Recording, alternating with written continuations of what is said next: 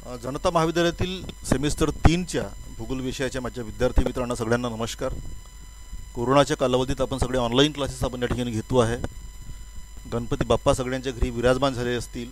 मला सगळ्यांना आवाहन करावं असं वाटतं की कुठेही फिरू नका, घरी राहा, सेफ राहा, अभ्यास करा, व्हिडिओज आपण वाचा. ऑनलाईन पण बऱ्याचशा गोष्टी उपलब्ध आहेत, त्याला आपण वाचावं. आणि मला सांगताना आनंद होतो आहे की युनिट 1 जो आहे हा आपण संपवलेला आहे. आपण सिलेबस जर नीट बघितलं जर असेल, गुगल क्लासरूमवर त्याला मी पाठवलेलं आहे, आपण सगळ्यांनी पाहावं. आणि दुसऱ्या युनिटच्या पहिल्या भागाकडे आज वळतो आहे. आणि या पहिल्या भागाचं नाव आहे the theory of continental dream, अर्थात महाखंडांच्या विस्थापनाचा सिद्धांत. संपूर्ण जगामध्ये जे काही महाखंड जे आहेत ते महाखंड तिथेच होते का, की त्यांच्यामध्ये काही त्याचं लोकेशन चेंज झालं. आज आपल्याला जे काही जग पाहायला मिळतं हे तसंच होतं का. अमेरिका जेवढ्या अंतरावर आहे युरोपच्या तेवढ्याच अंतरावर काल होता का, किंवा दक्षिण अमेरिका जो आहे हा नेमका एज इट इज आहे का, की यात काही बदल झालेले आहेत. या सगळ्या गोष्टींची उत्तरं जी आहेत ती उत्तरं शोधण्याचा प्रयत्न हा आज आपण करणार आहोत. आणि त्यामुळं आजची थ्योरी जी आहे ही अत्यंत महत्त्वाची आहे, मला तुम्हाला असं म्हणावं असं वाटतं. आणि यावेळा आपण ऑलरेडी त्याचे PDF तुम्हाला मी पाठवतो आहे. परंतु ही थ्योरी जी आहे ही नाही जर समजली तुम्हाला तर आपल्याला प्लीज कॉमेंट्समध्ये आपण टाकावं. क्लासरूमला तुम्हाला ही लिंक पाठवली जाईल आणि नंतर त्याला पुन्हा डील करायचा प्रयत्न जो आहे आपण करणार आहोत. प्रश्न असा आहे की जगभरात तुम्हाला जे आत्ता पाहायला मिळतं आहे हे एज इट इज आहे का. याचं उत्तर जे आहे हे उत्तर अनेकांनी शोधायचा प्रयत्न केलेला आहे. जी काही पर्वत संपूर्ण जगामध्ये आहेत, मग ती आल्प्स असतील की हिमालय असेल, आपण पाहतोय की आल्प्स जो आहे आणि हिमालय जो आहे हा अगदी पूर्व ते पश्चिम गेलेला आपल्याला पाहायला मिळतो आहे. भारताच्या उत्तरेला असलेला हिमालय. पण त्याच वेळेस पाहतो आपण की अँडीज आणि रॉकी जे दक्षिण अमेरिका आणि उत्तर अमेरिकेत आहेत ते मात्र उत्तर ते दक्षिण गेलेले आपल्याला पाहायला मिळतात. तर जगभरातील जे काही पर्वत आहेत त्या पर्वतांची दिशा जी आहे ही अगदी काही कॉन्टिनेंटच्या काठावर असलेली आपल्याला पाहायला मिळते. तर जगातील जे काही खंड आहेत त्या खंडांचं वितरण असं का बरं झालेलं आहे, किंवा पर्वत जे आहेत हे पर्वत अशा प्रकारची आम्हाला का पाहायला मिळतात, हे कधी तुमच्या मनात आलंय का. हा प्रश्न जो आहे आपण कधीतरी विचारलाय का. या प्रश्नाची सुद्धा उत्तरं जी आहेत ही उत्तरं आजच्या या तासाला आपण देण्याचा प्रयत्न आपण करणार आहोत. ही जगभरातील महाखंडांची स्थिती जी आहे ही तुम्हाला आज पाहायला मिळत आहे. मी त्याला मुद्दामहून काळ्या रंगात दाखवलेला आहे आणि काळ्या रंगात आपल्याला अगदी स्पष्टपणे पाहायला मिळतं पांढऱ्या बॅकग्राऊंडवर की सगळीची सगळी असं वाटतं की काही एखादं कापड फाटलेलं आहे. मी पर्टिक्युलरली तुम्हाला इथे रेषा ओढून दाखवतो आहे की हा लाल समुद्राचा भाग समजा आपण जर घेतला या भागात, तर तुम्हाला असं वाटतं की एखाद्यानं काहीतरी कापड फाडावं तशा प्रकारची स्थिती जी आहे ही स्थिती या ठिकाणी झालेली आपल्याला पाहायला मिळत आहे. आपण पाहतोय की हा सौदी अरेबियाचा भाग जो आहे हा आफ्रिकेतल्या भागातनं तुटतो आहे आणि वर कोणीतरी त्याला ओढतो आहे, हा फाटत चालला आहे. अशा प्रकारचं चित्र जे आहे हे आपल्याला पाहायला मिळतं आहे. किंवा आणखी पुढे पाहूया आपण की हा सगळा भाग जो आहे हा समजा विचारात समजा आपण जर घेतला असेल तर हा इथे घट्ट हा बसू शकतो आहे. हा जो ब्राझीलचा उंचवटा जो आहे हा ब्राझीलचा उंचवटा तुम्हाला असं पाहायला मिळेल की हा या आफ्रिकेच्या भागामध्ये हा घट्ट बसू शकेल. आणि अगदी हा मादागास्कर जो आहे छोटासा बेट तुम्हाला पाहायला मिळतो आहे हा सुद्धा या आफ्रिकेमध्ये इथे हा घट्ट बसेल तुम्हाला असं पाहायला मिळत आहे. तर असं चित्र जे आहे हे चित्र आपल्याला का बरं पाहायला मिळत आहे. सध्याचे असलेले महाखंड जे आहेत हे महाखंड तुम्हाला काहीतरी सांगतायत.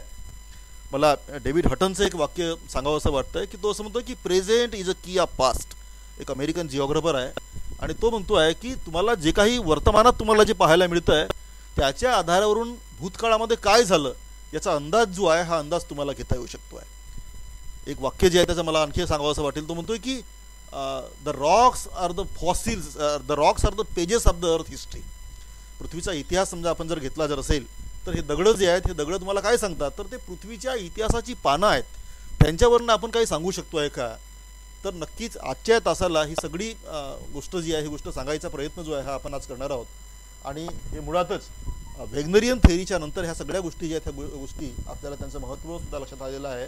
आणि आज आपण बघूया की जगभरातील जी काही खंड आहेत त्या खंडामध्ये काही बदल झालेले आहेत का, त्यांचं स्थान जे आहे स्थान चेंज झालेलं आहे का, जर झालं असेल तर ते कुठून कुठे गेलेले आहेत, या सगळ्या गोष्टींची चर्चा जी आहे ही आजच्या तासाला करायचा प्रयत्न जो आहे हा प्रयत्न आपण करणार आहोत. मित्रांनो, हा अल्फ्रेड वेगनर जो आहे हा कोण आहे नेमका, तर हा एक क्लायमेटोलॉजिस्ट आहे, हा प्युअर जिओग्राफर आहे. बऱ्याच वेळा आपण पाहतोय की जिओग्राफरचं म्हणणं जे आहेत हे लोक ऐकून घेत नाही आहे, तसं आपण आपल्याला पाहायला मिळतंय. आणि ही सुद्धा गोष्ट जी आहे ही वेगनरच्या संदर्भात सुद्धा घडलेली आहे. जगातील एक महान शास्त्रज्ञ आपल्याला म्हणता येईल, पण त्याचं म्हणणं जे आहे हे लोकांनी नाही ऐकून घेतलेलं आहे. काय म्हटलं आहे वेगनरनी, तो असं म्हणतोय की आत्ता ज्या खंडांची आपण चर्चा केली होती, हे खंड जे आहेत हे खंड एका ठिकाणाहून दुसऱ्या ठिकाणी चालत गेलेले आहेत. कॉन्टिनेंटचं ड्रिफ्टिंग झालेलं आहे. ड्रिफ्टिंग म्हणजेच काय की सरकत जाणे, असं मत जे आहे हे मत वेगनरनं मांडलेलं आहे. आणि तो कदाचित 1912 सालापासून हा माणूस जो आहे हा बोलतो आहे की हो या खंडांचं स्थानांतरण झालेलं आहे. 1960 साल उघडलं जवळपास त्याचं जे मन जे होतं हे जगाने ॲक्सेप्ट जेव्हा केलं, तेव्हा 1960 हे वर्ष जे आहे हे उजाळलेलं होतं. आणि यावरून एक सिद्धांत जो आहे हा किती वर्षापर्यंत हा रेंगाळत गेला आहे. वेगनरचा मृत्यू झालेला आहे 1930च्या आसपास, परंतु तरी पण पाहतो आपण की वेगनरचं मत जे आहे हे लोकांनी ॲक्सेप्ट नाही केलेलं आहे. जेव्हा प्लेट टेक्टॉनिक नावाचा सिद्धांत आलेला आहे पुढे 1960च्या आसपास, त्यानंतर पाहतो आपण की वेगनर जो आहे हा संपूर्ण जगाने ॲक्सेप्ट केलेला आहे. आणि त्यामुळे एका जिओग्राफरचं मत जे आहे हे फार महत्त्वाचं आहे असं मला तुम्हाला सांगावं असं वाटतं आहे. वेगनर जो आहे हा क्लायमेटोलॉजिस्ट आहे, हा हवामानशास्त्रज्ञ आहे. आणि हवामानशास्त्रज्ञाचं काम असतं आहे की जगातील सध्याच्या हवामानाचा अभ्यास करणे. मी निवडत सध्याचं हवामान म्हणणार नाही आहे, तर बदलतं हवामान जे आहे त्या हवामानाची पण चर्चा आपण करतो आहे. आज मोठ्या प्रमाणात आपण पाहतो की क्लायमेट चेंज आपण असं म्हणतो आहे, काय की आजच्या हवामानाचा अभ्यास करत असताना या हवामानामध्ये काही बदल होतात का, त्याची चर्चा जी आहे ही चर्चा आपण करतो आहे. वेगनर जो आहे हा वेगनर सुद्धा अशाच प्रकारचा हवामानशास्त्रज्ञ होता. आणि त्याने एक गोष्ट शोधायचा प्रयत्न केला होता की पॅलेओ क्लायमेटिक चेंजेस काही झालेले आहेत का. पॅलेओ क्लायमेटिक म्हणजे जुन्या काळातील हवामान जे आहे हे हवामान आज आपल्याला तसंच पाहायला मिळतं की त्या हवामानात काही बदल झालेले आहेत. तर आपण पाहतोय की वेगनर असं म्हणतोय की yes there are so many tremendous changes on the climate in of the earth. पृथ्वीच्या या सगळ्या हवामानात मोठ्या प्रकारचे बदल जे आहेत हे बदल झालेले आहेत. अशा प्रकारचं मत जे आहे हे मत अल्फ्रेड वेगनर या शास्त्रज्ञाने ठेवलेलं आहे. आणि वेगनरला मिळालं की हो मोठे बदल जे आहेत हे जगभरातल्या हवामानात झालेले आपल्याला पाहायला मिळाले आहेत. वेगनर असं म्हणतो आहे की अंटार्क्टिका खंडावर मोठ्या प्रमाणात हे बदल जे आहेत हे बदल झालेले आपल्याला पाहायला मिळतात. आपण पाहूया की अंटार्क्टिका हा खंड जो आहे हा आज आपण बर्फाने झाकलेला आहे असं आपल्याला पाहायला मिळतं आहे. वेगनर सुद्धा म्हणतो आहे की या खंडावर मोठ्या प्रमाणात बर्फ जो आहे हा बर्फ साठलेला आहे, पण वरच्या सरफेसवर. अंटार्क्टिका खंडाच्या खाली समजा आपण जमिनीच्या खाली जर गेलो तर तो असं म्हणतो की या ठिकाणी कोळशाचे साठे जे आहेत हे मोठ्या प्रमाणात आहेत. आपल्या सर्वांना माहीत आहे की कोळसा हा कसा बनतो आहे, आधी जंगलं असावे लागतात. आपण पाहतोय की मोठी जंगलं जी केव्हा होती, तर आपण पाहतो कार्बनीफेरस नावाचा एक कालावधी जो आहे हा कालावधी संपूर्ण पृथ्वीच्या इतिहासात आलेला आपल्याला पाहायला मिळतो आहे. साधारणतः 360 ते 300 साधारणतः 290 वगैरे आपल्याला म्हणता येईल. साधारणतः 330 मिलियन 330 मिलियन साधारणतः 33 कोटी वर्षांच्या अगोदरचा कालावधी जो आहे जवळपास. या कालावधीच्या आसपासचा आपण विचार जेव्हा करतोय, संपूर्ण जगात मोठ्या प्रमाणात जंगलं उपलब्ध होती. आणि ती जंगलं का बरं वाढली, कारण कार्बनचं प्रमाण जे आहे आधी मोठ्या प्रमाणामध्ये होतं. हा कार्बन जो आहे हा कार्बन उपलब्ध असल्यामुळं ते खाद्य आहे वनस्पतींचं, त्यामुळे जंगलं वाढली. नंतर पुढे संपूर्ण जंगलं जे आहे जमिनीखाली दाबली गेलीत. आणि जमिनीखाली दाबल्यामुळं या जंगलांचं काय झालं तर ते कोळसा बनलेला आहे. वेगनर असं म्हणतो आहे की अंटार्क्टिका खंडावर जर आज मला बर्फ जर पाहायला मिळत असेल की ज्या बर्फामुळं आणि ज्या थंडीमुळं त्या ठिकाणी गवत सुद्धा उगवत नाही आहे. आपल्याला सांगता येईल की highest recorded temperature in the world has been recorded on the surface of the Antarctica. It is -89 degree centigrade. 89 degree centigrade तापमान जे आहे, तापमान जगातील सगळ्यात कमी जर कुठे नोंदवलं जर गेलं असेल तर ते अंटार्क्टिकामध्ये आहे. वेगनर असं म्हणतो आहे की प्रचंड मोठी थंडी जी आहे, थंडी त्या अंटार्क्टिकावर आहे. मग कोळसा का बरं आहे, केव्हा तरी क्लायमेट चेंज जे आहे, क्लायमेट चेंज झालेला आहे. आणि त्यामुळं पाहतो आपण की हा कोळसा जो आहे हा कोळसा त्या ठिकाणी बनलेला आहे. ती जंगलं होती, जमिनीखाली दाबली गेली आणि त्यामुळं त्यांचा कोळसा बनला आहे. जंगलं होती याचा अर्थ तापमान जास्त असलं पाहिजे. तापमान आणि पाऊस जर जास्त असेल तर जंगलं जास्त असतात. आणि त्यामुळे वेगनर असं म्हणतो आहे की अंटार्क्टिका खंडावर हवामानात बदल मोठ्या प्रमाणात झालेले आहेत. अशा प्रकारचं मत जे आहे हे वेगनर ठेवलेलं आहे.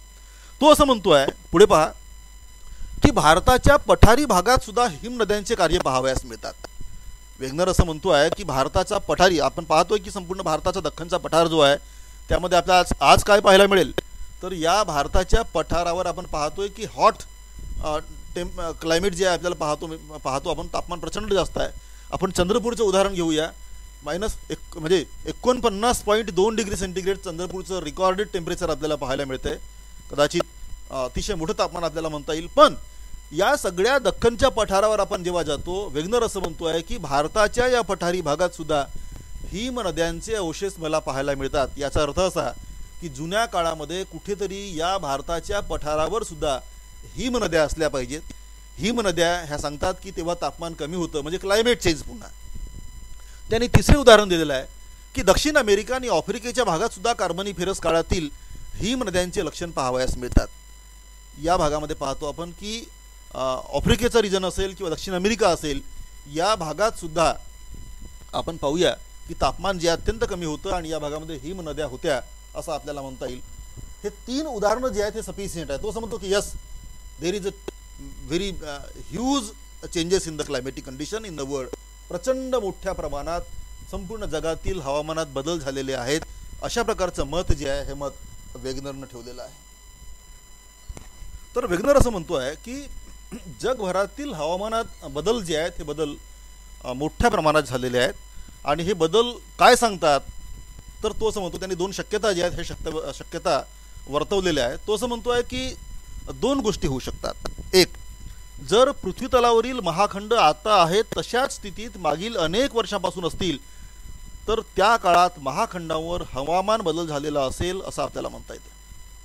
हे वाक्य वेगनरचं जे अत्यंत महत्त्वाचं आहे. तो काय म्हणतो आहे की पृथ्वीतलावरील जे काही खंड आत्ता ज्या ठिकाणी आहेत, समजा अंटार्क्टिका ज्या खंडावर आहे किंवा ज्या ठिकाणी आहे, अंटार्क्टिका आपल्या सगळ्यांना माहिती आहे की तो आज कुठे आहे, तर तो दक्षिण ध्रुवावर आहे. दक्षिण ध्रुव ज्या ठिकाणी आहे तिथे तो अंटार्क्टिका आहे.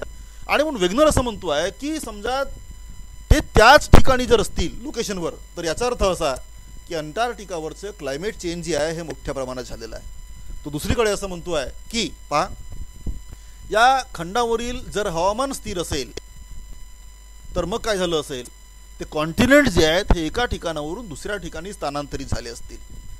आपण अंटार्क्टिकाचा आधार घेऊन आपल्याला असं म्हणता येईल की जर अंटार्क्टिका आहे त्याच ठिकाणी जर असेल तर काय झालं असेल की अंटार्क्टिकावर केव्हा तरी त्या ठिकाणी तापमान खूप जास्त होतं, पाऊस जास्त होता, म्हणून अंटार्क्टिकावर मोठ्या प्रमाणात जंगलं होती, ती जंगलं जमिनीखाली दाबली गेली आणि म्हणून अंटार्क्टिकावर कोळसा आपल्याला पाहायला मिळतो आहे. ही पहिली शक्यता राहू शकतो आहे. दुसरी शक्यता अशी की अंटार्क्टिका हा आधीपासून कुठेतरी एका विषुववृत्तीय भागामध्ये होता. विषुववृत्तीय भागामध्ये तो असल्यामुळं त्यावर तापमान जास्त होतं, पाऊस जास्त होतं आणि हळूहळू अंटार्क्टिका जो आहे हा ध्रुवांकडे चालत गेला असं होईल का. आपल्याला दुसरी पण एक शक्यता आपल्याला अशी वर्तवता येते. तो असं म्हणतो आहे की दुसरी पॉसिबिलिटी अशी आहे की जर त्या ठिकाणचं क्लायमेट जे आहे हे क्लायमेट तसंच जर असेल तर मग काय झालं असेल की खंड जे आहेत हे खंड एका ठिकाणाहून दुसऱ्या ठिकाणी चालत गेलेली असतील. आणि वेगनर असं म्हणतो आहे, काय म्हणतो पहा खाली, वर दिलेली 2 प्रकारची मतं वेगनरनं आपल्या सिद्धांताच्या सुरुवाती मांडली आहेत. तो असंही म्हणतो की मी पहिल्या मताशी तितकासा सहमत नाही. वेगनर असं म्हणतो आहे की क्लायमेट चेंज जी आहे त्या क्लायमेट चेंज सोबत मी इतकासा सहमत नाही. सेकंड प्रोबॅबिलिटी जी आहे की yes, continents have drifted from equatorial area towards the pole, continents have drifted from the polar area towards the equator. अशा प्रकारचं मत जे आहे हे मत वेगनरनं टाकलेलं आहे. आणि म्हणून तो असं म्हणतो की हो, मोठ्या प्रमाणात खंड जे आहेत हे खंड एका ठिकाणाहून दुसऱ्या ठिकाणी चालत गेलेले आहेत. या दुसऱ्या मताशी मात्र मी सहमत आहे. अशा प्रकारचं मत जे आहे हे मत वेगनरनं सांगितलेलं आहे. वेगनरनं आपलं मत कॉन्टिनेंट ड्रिफ्ट झालेले आहेत, ते चालत गेलेले आहेत, त्यांचं स्थानांतरण झालेलं आहे हे म्हटल्याच्या नंतर त्यानं एक मत जे आहे हे पक्क बनवलं की हो, हा जो दुसरा मत जो आहे ते दुसऱ्या मताकडे मला जायचं आहे. आणि त्यासाठी त्यांनी पुरावे जोडण्याचा प्रयत्न जो आहे प्रयत्नाने केलेला आहे. त्यांनी 1912 साली आपला सिद्धांत जो आहे सिद्धांत एका पुस्तकात मांडला. पुस्तक पहा, काय पुस्तकाचं नाव आहे, डाय इन्स्टेनहर डेर कॉन्टिनेंट अँड ओझेनचा काय अर्थ होतो मला माहीत नाही. जर्मनीतली भाषा आहे ही. आणि जर्मनीतली भाषा जी आहे ही भाषा साधारणतः युरोपीय लोकांना पण समजत नाही आहे. आजही पाहतो आपण की जर्मन भाषी लोकांना इंग्रजी कळत नाही आपल्याला, असं आजही आपल्याला पाहायला मिळत आहे. आणि त्यामुळं जर्मन एकतर तो भाषांचाही द्वेष त्या भागामध्ये होता. दुसरी गोष्ट की 1912 साल म्हणजे हा पहिल्या महायुद्धाच्या सुरुवातीचा काळ होता. आणि त्यामुळं या दोन गोष्टीमुळं वेगनरचे मत जे आहे हे वेगनरचं मत लक्षातच नाही आलेलं आहे. हा सिद्धांत 1922-23च्या आसपास पहिलं महायुद्ध संपल्याच्या 5 वर्षांच्या नंतर हा सिद्धांत जो आहे हा सिद्धांत इंग्रजीमध्ये जेव्हा कन्वर्ट झाला तेव्हा जगाचं लक्ष जे आहे हे या सिद्धांताकडे गेलं की हो, कोणीतरी एका जर्मन माणसाने हे सांगायचा प्रयत्न केलेला आहे की कॉन्टिनेंट जे आहेत, खंड जे आहेत हे एका ठिकाणाहून दुसऱ्या ठिकाणी स्थानांतरित झालेले आहेत. अशा प्रकारची गोष्ट जी आहे ही फार नंतर, मला वाटते 12 ते 13 वर्षांच्या नंतर जगाच्या समोर आलेली आहे. आणि त्यामुळे आपल्याला म्हणता येईल की वेगनरला लाईटमध्ये येण्यासाठी बराच वेळ जो आहे हा वेळ लागलेला आहे, असं पण आपल्याला तपासून पाहता येत आहे. तर आपल्याला सगळ्यांना माहिती आहे की वेगनरने 1912 साली हा सिद्धांत मांडला आहे. पण वेगनर जो आहे हा जगातला पहिला माणूस नाही आहे. वेगनरच्या अगोदर सुद्धा काही मतं जी आहेत लोकांनी मांडली आहेत की हे कॉन्टिनेंट जे आहेत हे कॉन्टिनेंट कुठंतरी चालत गेलेली असावीत, अशा प्रकारचं मत जे आहे मत काहींनी मांडलेलं आहे. पण मला तुम्हाला सांगावं असं वाटतं की सैद्धांतिक स्तरावर एका सायंटिफिक व्ह्यूला घेऊन पहिल्यांदा सिद्धांत म्हणून प्रतिपादित करणारा माणूस जर कोण होता तर तो आहे अल्फ्रेड वेगनर.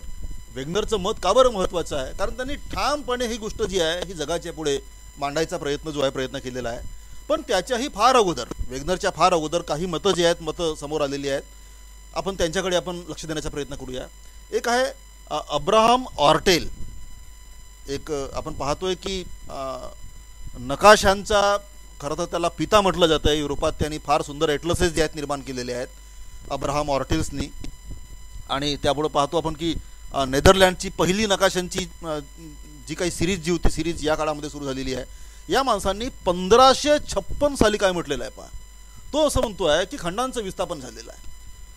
म्हणजेच नकाशे जे आहेत जगामध्ये पहिल्यांदा सगळ्यात सुरुवातीला जेव्हा आले तेव्हा त्यांनी कदाचित पाहिलं असेल की हो यार, नकाशाकडे मी जेव्हा पाहतोय मला असं पाहायला मिळतं आहे की दक्षिण अमेरिका आणि आफ्रिका जे आहेत ह्या आफ्रिका एकमेकाला तुटल्यासारखे मला पाहायला मिळतात. संपूर्ण जगाचे नकाशे पहिल्यांदा त्या माणसानं जेव्हा तपासून पाहिलेत त्यानं सुद्धा हा विचार जो आहे हा 1596 फार अगोदर त्यांनी असं म्हटलेलं आहे की कॉन्टिनेंट हॅव ड्रिफ्टेड, हे त्यांचं स्थानांतरण जे आहे झालेलं आहे असं तो सांगतो आहे. पुढे यालाचीच री जी आहे ओढलेली आहे अलेक्झांडर वॉन हम्बोल्ट. आपल्या सगळ्यांना माहीत आहे की हम्बोल्ट जो आहे प्रचंड मोठी ग्रंथसंपदा या माणसाने लिहिलेली आहे. प्रचंड मोठा फिरणारा माणूस आहे. दक्षिण अमेरिकेला कित्येकदा हा माणूस गेलेला आहे. त्या चिंबोरोजो पर्वतावर चढलेला आहे, कित्येक वेळा चढलेला आहे. त्यांनी थर्मामीटरचा वापर त्या ठिकाणी केलेला आहे. ह्या सगळ्या गोष्टी आपण पाहिलेल्या आहेत. आणि तो असं म्हणतो आहे की कॉन्टिनेंट जे आहेत ते कॉन्टिनेंट्स त्या ठिकाणी चालत गेलेले आहेत, त्यांचं स्थानांतरण झालेलं आहे. असं 1845 साली अलेक्झांडर वॉन हम्बोल्ट या शास्त्रज्ञांनी सुद्धा म्हटलेलं आपल्याला पाहायला मिळत आहे. त्याच्यानंतर आणखी एक महत्त्वाचा माणूस जो आहे हा आहे अँटोनियस निडेर. अँटोनियस निडेर या फ्रेंच भूगोलशास्त्रज्ञाने 1858 साली असं म्हटलेलं आहे की मला दक्षिण आफ्रिका आणि दक्षिण अमेरिका या दोन खंडांच्या आकारामध्ये मला काहीतरी साम्य असं पाहायला मिळतं आहे. त्यांनी हा वाक्य त्यांनी नाही वापरला आहे की हे बिलकुल चालतच गेलेले आहेत वगैरे वगैरे, पण तो असं म्हणतो आहे की ही जी समानता मला पाहायला मिळते, हा जो खचका जो आहे गिनीचा खचका आफ्रिकेचा, त्या गिनीचा खचका आणि ब्राझीलचा उभार जो आहे हे मला एकामेकामध्ये कुठंतरी जुळल्यासारखे पाहायला मिळतात. ते कदाचित एकत्र होते का, अशा प्रकारचं मत जे आहे हे 1858 साली अँटोनियस निडेर या फ्रेंच भूगोलशास्त्रज्ञानं सुद्धा वर्तवलेलं आहे. त्यानंतर पुन्हा आणखी एक महत्त्वाचा व्यक्ती जो आहे त्याचं नाव मला घ्यावं असेल, अल्फ्रेड रसेल वेलेस यांनी 1889 साली हेच मत जे आहे हे मत त्यांनी मांडलेलं आहे की जे खंड जे आहेत हे आज तुम्हाला जसे पाहायला मिळतात ते कदाचित भूतकाळामध्ये हे त्या ठिकाणी नव्हते, तर ते कुठेतरी सरकलेले आहेत. अशा प्रकारचं मत जे आहे हे मत अल्फ्रेड रसेल वेलेस यांनी ठेवलेलं आहे. मला तुम्हाला सांगावं असं वाटेल की रसेल जो आहे हा वेलेस जो आहे किमान 30 वर्षांपर्यंत जहाजावर फिरलेला आहे, संपूर्ण जगात फिरला आहे. हा कुणासोबत फिरला आहे, मला वाटते या दोघांनी जॉईंटली सिद्धांत प्रतिपादित केला होता. मी सर चार्ल्स डार्विनचं नाव तुम्हाला घेईन की ज्यांनी 1859च्या आसपास सिद्धांत जो मांडला होता, उत्क्रांतीचा सिद्धांत ज्याला आपण म्हणतो आहे. हे दोघेही मित्र आहेत, अल्फ्रेड रसेल वेलेस आणि डार्विन. हे दोघंही 30 वर्षांपर्यंत जहाजावर फिरलेले आहेत आणि जहाजावर फिरून त्यांनी त्या सगळ्या बेटांपर्यंत आपण चर्चा करतो त्याची नावं ऐकतोय आपण, गालापोगास असेल किंवा आणखी काही असेल, त्या सगळ्या ठिकाणी सोबत गेलेले आहेत. आणि हा एवढा मोठा माणूस सुद्धा म्हणतो आहे की हो, मला असं पाहायला मिळतं की त्यांचं स्थान जे आहे हे थोडंसं चेंज झालं असेल, ते त्या ठिकाणी आहेत तिथे नव्हते. अशा प्रकारचं मत जे आहे हे वेलेसने पण ठेवलेलं आहे. पुन्हा एका माणसाचं नाव मला घ्यावं असं वाटेल या ठिकाणी, एडवर्ड सेस. अतिशय मोठा जिओलॉजिस्ट आहे. या माणसांनी 2 नावं जी आहेत ही जगाला दिली आहेत. टेथिस नाव जे आहे, टेथिस, ज्याचा आपण समुद्र, जिथं आपण असं म्हणतोय की आज जिथे हिमालय पर्वत आहे त्या ठिकाणी टेथिस महासागर होता असं आपण म्हणतो आहे, हे नाव एडवर्ड सेसनं दिलेलं आहे. पुन्हा एक नाव भारताच्या गोंड समाजाला आपण सलाम करावं असं वाटेल की ज्यांच्या नावावर दक्षिण आफ्रिका असेल, अंटार्क्टिका असेल, भारत असेल, ऑस्ट्रेलिया असेल, या सगळ्या भागांना आपण गोंडवाना असं म्हणतो आहे. तर हे गोंडवाना जे नाव जे दिलं आहे हे एडवर्ड सेसनी दिलेलं आहे. आणि त्यामुळे आपल्याला म्हणता येईल की एडवर्ड सेस सुद्धा म्हणतो आहे, प्रचंड मोठा माणूस, की ही सगळी कॉन्टिनेंट जी आहे ती कॉन्टिनेंट त्या ठिकाणी नव्हती, त्या ठिकाणी काहीतरी समुद्र वगैरे होता आणि नंतर इथं आपल्याला वेगळं असं चित्र पाहायला मिळतं आहे. अशा प्रकारचं मत जे आहे हे एडवर्ड सेसने सुद्धा व्यक्त केलेलं आपल्याला पाहायला मिळेल. आपण हे का बरं सांगतोय? आपल्याला हे सांगायचं होतं की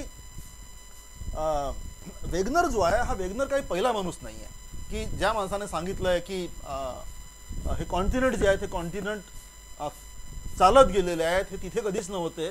अनेक लोकांनी अशा प्रकारची मतं जी आहेत, आपण जॉन पेरी, पुन्हा एक नाव जे आहे हे नाव त्याचं आपण घेऊया की तो असं म्हणतो आहे की वरचा भाग जो आहे हा सॉलिड आपल्याला पाहायला मिळतो आहे, पण खालचा भाग जो आहे हा आपल्याला द्रव स्थितीमध्ये असलेला तो असं म्हणतो आहे.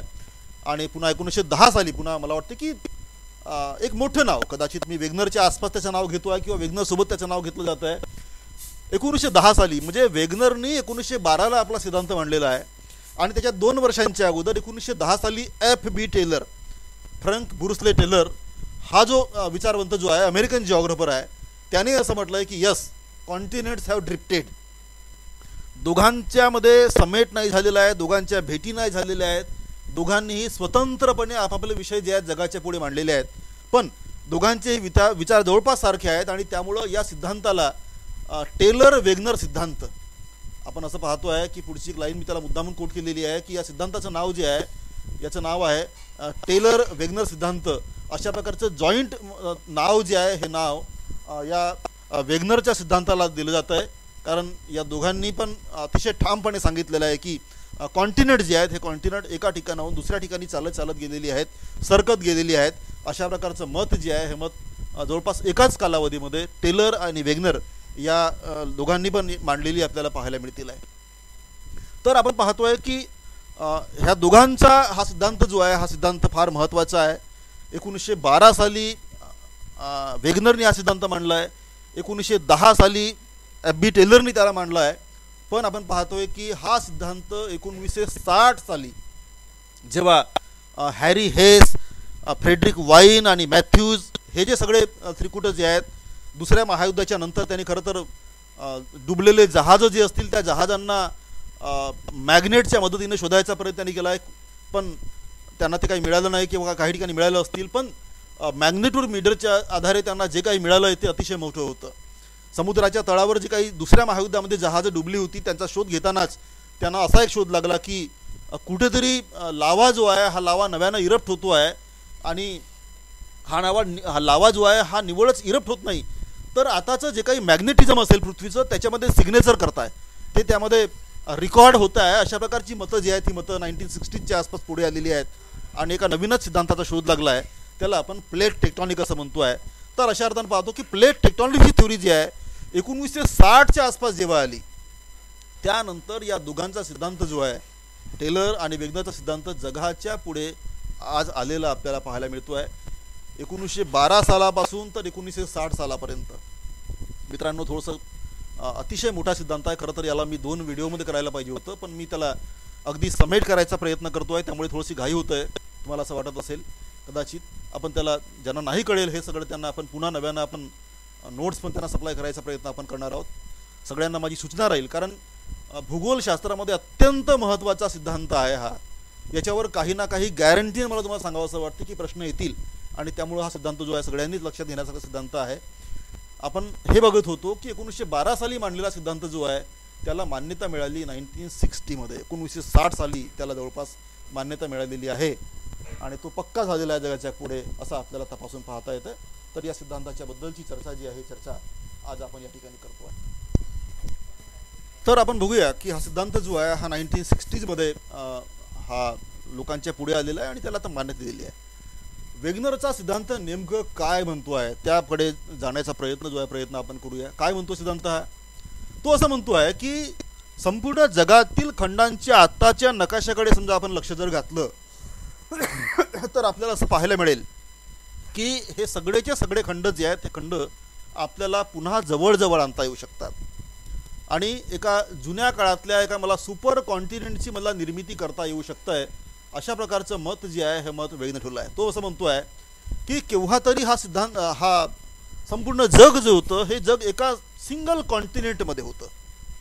तो असं म्हणतो आहे की एक मोठा सिंगल कॉन्टिनेंट एकच कॉन्टिनेंट संपूर्ण पृथ्वीतलावर होता कार्बनिफेरस काळामध्ये.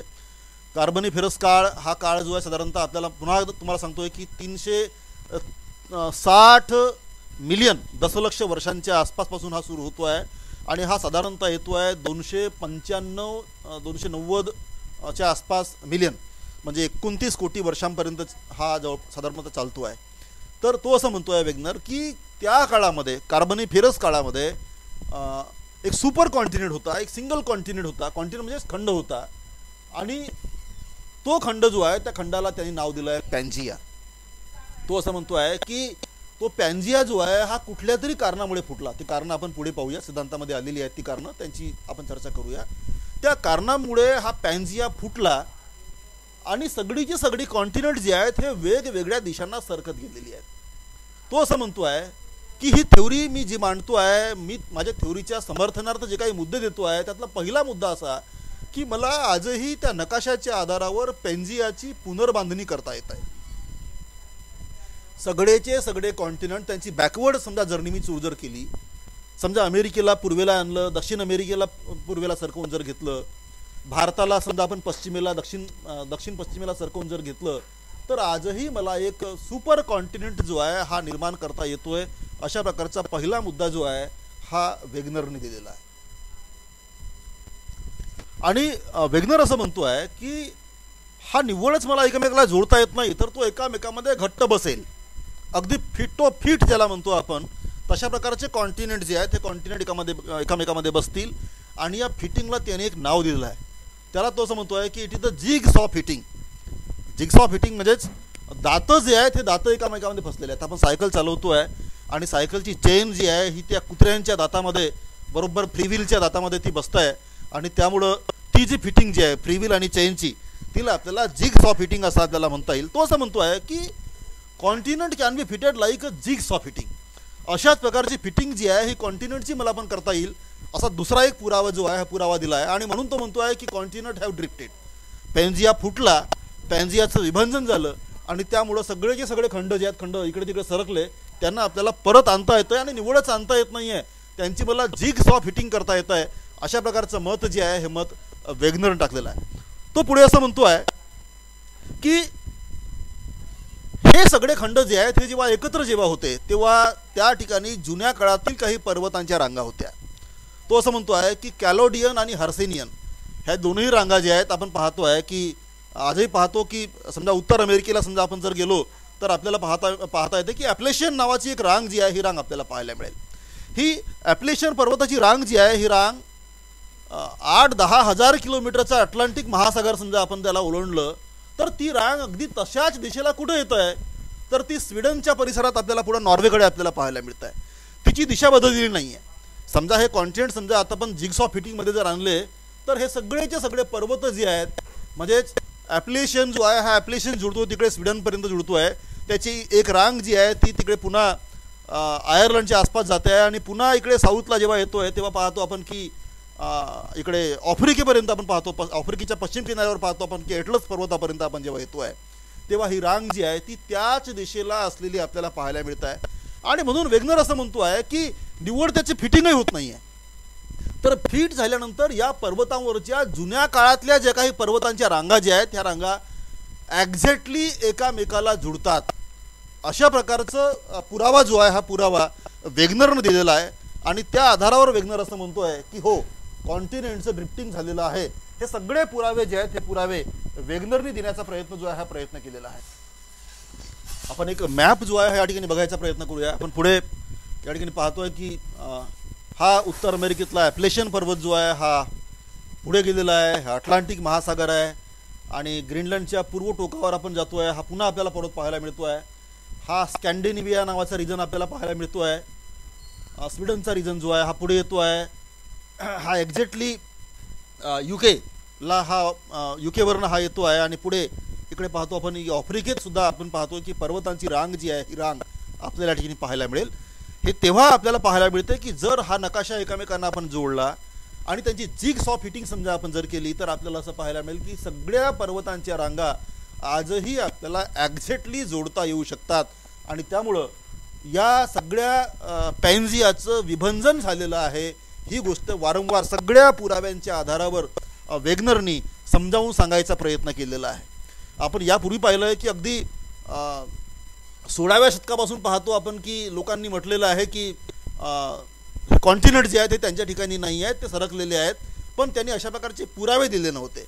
वेगनर अगदी सायंटिफिक लेवलला जातो आहे आणि एखादा सिद्धांत जसा मांडावा त्या पद्धतीनं हा सिद्धांत मांडून असं म्हणतोय की हो हे सगळे पुरावे जे आहेत पुरावे मला पाहायला मिळतात आणि हा कॉन्टिनेंट जो आहे हा कॉन्टिनेंट या ठिकाणी सरकला. अशा प्रकारची मतं जी आहेत ही मतं वेगनरने मांडलेली आहेत आणि त्यामुळं वेगनरचा सिद्धांत जो आहे हा जास्त महत्त्वाचा आहे असं आपल्याला म्हणता येईल. आणि निव्वळच पर्वतांचंच नाही आहे. आपण समजा इकडे साऊथला सगळ्यांना आपण जर जोडायचा प्रयत्न जर केला तर आपल्याला आणखी काय पाहायला मिळतं आहे. आपण पाहतोय की हे रेप्टाईल्स जे आहेत मोस्टली सगळे रेप्टाईल्स जे आहेत हे ट्रियासिक पिरियडमध्ये निर्माण झाले आहेत. ट्रियासिक पिरियड साधारणतः 240 म्हणजे 24 कोटी वर्षांच्या अगोदर 240 दशलक्ष वर्षांच्या अगोदर हे सगळे मोस्टली रेप्टाईल्स जे आहेत हे आलेले आहेत आणि यांचे फॉसिल रिमेन्स जे आहेत हे आपल्याला पाहायला मिळतात. ब्राझीलच्या परिसरामध्ये आपल्याला पाहायला मिळतात आणि हे पुन्हा आफ्रिकेतल्या या भागामध्ये या रेप्टाईल्सचे हे फॉसिल जे आहेत हे फॉसिल्स आपल्याला पाहायला मिळतील. मोस्टली 3 मीटर लॉंग असा एक वाक्य त्यांनी वापरलेलं आहे की हे सगळे मोठ्या आकाराचे एक रेप्टाईल्स जे आहेत यांचे फॉसिल रिमेन्स जे आहेत हे आपल्याला या सगळ्या भागात आपल्याला पाहायला मिळतात. आणि का बरं तर याचं एकमेव कारण हे दोन कॉन्टिनेंट जे आहेत हे एकमेकाला जोडले होते असं आपल्याला म्हणता येत आहे. तर अशा अर्थाने आपण पाहतोय की फॉसिल्ससुद्धा आपल्याला जवळपास सारखे आपल्याला पाहायला मिळतात. हे काही फ्रेश वॉटरमधले काही रेप्टाईल्स जे आहेत त्यांचे समजा आपण फॉसिल जर आपण बघितले तर दक्षिण आफ्रिकेचं टोक जे आहे त्या टोकापासून तर आपण पाहतो की युरुग्वे आणि पॅराग्वेच्या साऊथला हे या भागात जोडलेले आपल्याला पाहायला मिळतील. अर्जेंटिनाच्या या भागातून जे काही फॉसिल्स आपल्याला पाहायला मिळतात त्यांचा संबंध जो आहे हा सरळ आफ्रिकेसोबत आपल्याला पाहायला मिळतो आहे आणि ते पुढे भारतापर्यंत सुद्धा आपल्याला पाहायला मिळतील. म्हणजे जगभरातील फॉसिल जे आहेत ह्या फॉसिल म्हणजे आज आपण ऑस्ट्रेलियामध्ये आपण जेव्हा जातो आहे आपण पाहतोय की त्या ठिकाणी असलेला कोल जो आहे हा कोल आपण पाहतोय की त्याची एक साम्यता जी आहे साम्यता भारतासोबत सुद्धा आपल्याला पाहायला मिळते आहे. हे सगळे फॉसिल जे आहेत वेगवेगळ्या प्राण्यांचे वनस्पतींचे या सगळ्या किंवा आणखी रेप्टाईल्सचे हे सांगतात की केव्हा तरी हे सगळेचे सगळे प्राणी जे आहेत हे प्राणी समान अशा कुठल्या तरी भागामध्ये ते चालत होते. ते कुठेतरी त्यावेळेस ते गडप झाले जमिनीखाली दाबले गेले आणि त्यांचे जीवाश्म जे आहेत हे जीवाश्म बनलेले आहेत असं आपल्याला पाहायला मिळतं आहे. तर आपण पाहतोय की निव्वळच जिओलॉजिकल सिमिलरिटी आपल्याला पाहायला मिळत नाही आहे तर टोपोग्राफिकल जिओमॉर्फॉलॉजिकल आणि जिओमेट्रिकल अशा प्रकारची सिमिलरिटी जी आहे ही सिमिलरिटीसुद्धा सांगायचा प्रयत्न जो आहे हा प्रयत्न अल्फ्रेड वेगनरने केलेला आहे. आणि या सगळ्यांच्या आधारावर तो असं म्हणतो आहे की या सगळ्या भागामध्ये ही समानता मला यासाठी पाहायला मिळते कारण केव्हा तरी हे सगळेचे सगळे भूभाग जे आहेत पेन्झियामध्ये एकामेकांसोबत जोडलेले होते. अशा प्रकारचं मत जे आहे हे मत अल्फ्रेड वेगनरनी सांगायचा प्रयत्न केलेला आहे. या दोनही भागामध्ये समानता जी आहे ही सगळी या अनुषंगाने आपल्याला पाहायला मिळतं आहे. आपण पाहतोय की दक्षिण आफ्रिकेतील केप प्रांतामध्ये उटेनहेंग आहे. हा उटेनहेंग इथे आहे आणि अर्जेंटिनामधील बहिया ब्लांका या हा अर्जेंटिनाचा रिजन आपल्याला पाहायला मिळतो आहे. या भागामध्ये पाहतो आपण की मोठ्या प्रमाणामध्ये जिओलॉजिकल सिमिलरिटी जी आहे ही तपासून पाहता येते. या ठिकाणी पाहतो आपण की ज्वालामुखीचे विस्फोट जुन्या काळात जे झालेले आहेत त्या ज्वालामुखीची राख असेल किंवा त्याच्यापासून निघालेला संपूर्ण शिलारस असेल साधारणतः टर्शियरी काळातला टर्शियरी म्हणजे साधारणतः 66 अतिशय नवीन कालावधी आहे. टर्शियरी आणि त्याच्यानंतर क्वार्टर्नरी अगदी अलीकडच्या काळातील जे काही पाहतो आपण की जे विस्फोट झालेले आहे ज्वालामुखीमध्ये त्यांच्यामध्ये सुद्धा आपण पाहतोय की एक समानता जी आहे समानता असलेली आपल्याला तपासून पाहता येत आहे. आणि या सगळ्यांच्या आधारावर आपण पाहतोय की ही सिमिलरिटी सांगताय की केव्हा तरी हे सगळे भूभाग जे आहेत हे एकामेकाला जोडलेले होते असं आपल्याला म्हणता येईल. कार्बोनिफेरस काळातलं एक उदाहरण जे आपण तपासून पाहतोय तो असं की ब्राझील असेल, त्यानंतर फाल्कलंड आयलंड असतील किंवा दक्षिण आफ्रिका असेल, हा सगळा रिजन आहे. या रिजनमध्ये पाहतो आपण की त्या काळामध्ये हिमानी अर्थात ग्लॅशिएशन जे आहे हे मोठ्या प्रमाणामध्ये होतं आणि ग्लॅशिएशनचे अवशेष जे आहेत हे अवशेष या सगळ्या भागामध्ये अगदी सारखे आपल्याला पाहायला मिळतात. आपण पाहतोय की आज आपण पाहतोय की हा सगळा दक्षिण अमेरिकेचा भाग असेल, भारताचा दक्षिणेकडला टोक असेल, मादागास्कर असेल, या भागामध्ये पाहतो आपण की मोठ्या प्रमाणामध्ये हे टोकं जे आहेत तुम्हाला पाहायला मिळतील. दक्षिण अमेरिकेला समजा आपण जर गेलो तर या भागामध्ये या सगळ्या खंडांचा आकार जो आहे हा आकार अगदी दंतूर असलेला आपल्याला पाहायला मिळतो आहे किंवा आणखी बऱ्याच ठिकाणी हा दंतूरपणा आपल्याला पाहायला मिळतो आहे. कदाचित हा त्या काळामध्ये जे काही ग्लॅशिएशन झालेलं असावं आणि त्या काळातले जे काही फिओर्ड्स निर्माण झाले असतील त्यामुळं ते निर्माण झालं असेल, अशा प्रकारचं मत जे आहे मत आपल्याला पाहायला मिळतं आहे.